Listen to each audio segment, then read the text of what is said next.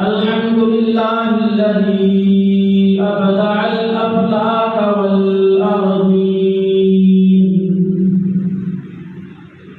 والصلاة والسلام على من كان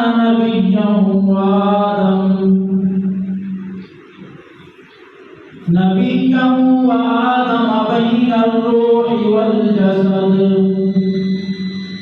وعلى آله وصحبه أجمعين. أما بعد فأعوذ بالله السميع العليم من الشيطان الرجيم. بسم الله الرحمن الرحيم. وما أرسلناك إلا رحمة للعالمين.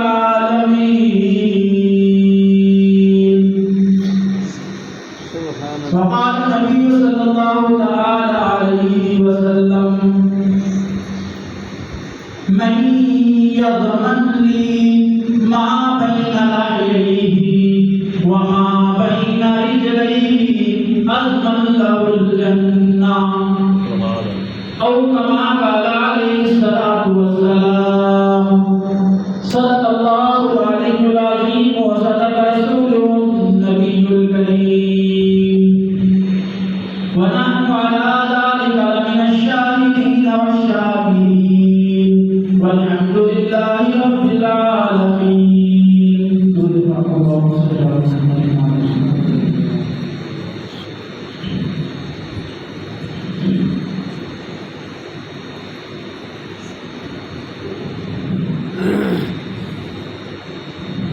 دوستوں بزرگوں اور بھائیوں، اللہ رب العزت کا بڑا احسان ہوا، کرم ہوا کہ رب العالمین نے ہمیں اپنے گھر کے اندر بلایا. جس پر وہ شفقت کی نظر ڈالتی ہے اسے اپنے گھر کے اندر بلا لیتے ہیں. امام الانبیاء محبوب کبریا سرور کائنات احمد مصطفیٰ محمد مصطفیٰ صلی اللہ علیہ وسلم اس کائنات کے لیے رحمت بن کے آئے. صرف کائنات کے لیے نہیں بلکہ جانوروں کے لیے بھی رحمت بن کے آئے. ہر شے کے لیے رحمت بن کے آئے. جیسے کہ ایک واقعہ لکھا ہے کہ آپ علیہ السلام ایک دفعہ تشریف فرما تھے. ایک اونٹ آیا. آج آپ علیہ السلام کے کان مبارک کے پاس اپنا منہ کر کے ہونٹوں کو ہلانے لگا. صحابہ نے پوچھا: یا رسول اللہ یہ اونٹ کیا کہہ رہا ہے؟ آپ علیہ السلام نے فرمایا کہ میرے صحابہ یہ اپنے مالک کی شکایت لے کے آیا ہے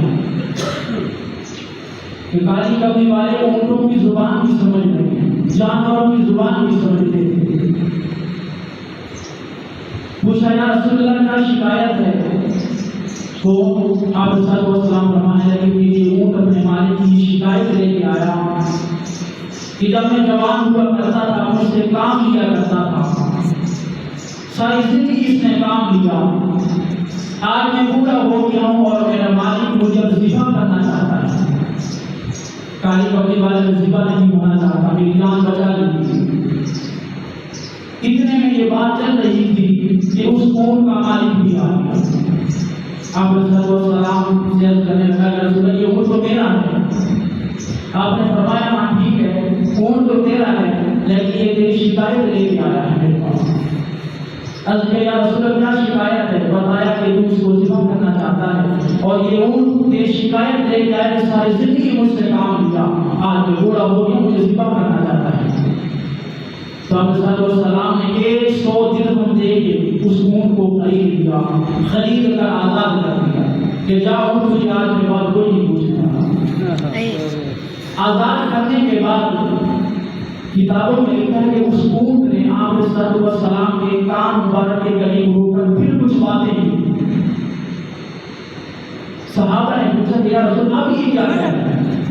آپ علیہ السلام نے فرمایا کہ میرے صحابہ اس نے 4 دعائیں میری امت کے نام. سبحان اللہ. اس جانور نے 4 دعائیں کی. پہلی دعا یہ تھی کہ اے اللہ کے رسول، اللہ تعالیٰ آپ کو اسلام اور قرآن کی طرف سے جزائے خیر عطا فرما دے۔ آپ نے صلی اللہ علیہ وسلم اس پر آمین کہتے۔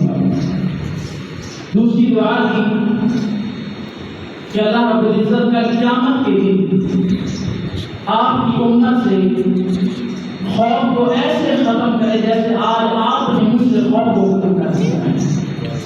اس پر بھی آپ صلی اللہ علیہ وسلم نے آمین کہہ دیا۔ تیسری دعا تھی اس اونٹ نے، کہنے آپ صلی اللہ علیہ وسلم فرمانے لگے کہ اس اونٹ نے کہا کہ اللہ رب العزت آپ کی امت کے خون کو دشمنوں سے محفوظ فرما دے جیسے آپ نے آج میرے خون کو محفوظ فرما دیا۔ آپ صلی اللہ علیہ وسلم اس پر بھی آمین کہہ دیا۔ چوتھی دعا یہ تھی کہ اللہ رب العزت آپ کی امت کے درمیان جنگ و جدال نہ ہونے، لڑائی جھگڑے نہ ہونے۔ اس پر آپ صلی اللہ علیہ وسلم کی آنکھوں میں آنسو آئے، آنکھیں بھر آئیں، آپ دیدہ ہو گئے۔ فرمانے لگے کہ میرے صحابہ یہ وہ دعا ہے کہ جو آج سے پہلے میں نے اپنے رب العالمین سے کی تھی، لیکن رب العالمین نے منع کر دیا کہ میرے محبوب ایک وقت آئے گا کہ آپ کی امت لڑ کے بڑھے گی، ایک دوسرے کے خون کی پیاسی ہو جائے گی، آج یہ حال ہے۔ اس دعا کا آپ صلی اللہ علیہ وسلم کی آنکھوں میں پانی آ گیا، آنسو آ گیا۔ اس طرح کی ساری کائنات کے لیے رحمت بن کے آئی۔ فرمایا اطیعوا اللہ و اطیعوا الرسول، کہ اللہ اس کے رسول کی اطاعت کرو۔ کیسے اطاعت کرنی ہے؟ فرمایا ایسے اطاعت کرو جیسے صحابہ نے کر کے دکھائی۔ کیسے اطاعت کی؟ امام الانبیاء محبوب صلی اللہ علیہ وسلم جمعے کا خطبہ دے رہے ہیں۔ خطبہ کے دوران آپ نے فرمایا کہ میرے صحابہ بیٹھ جاؤ۔ صحابہ وہیں پہ بیٹھ گئے۔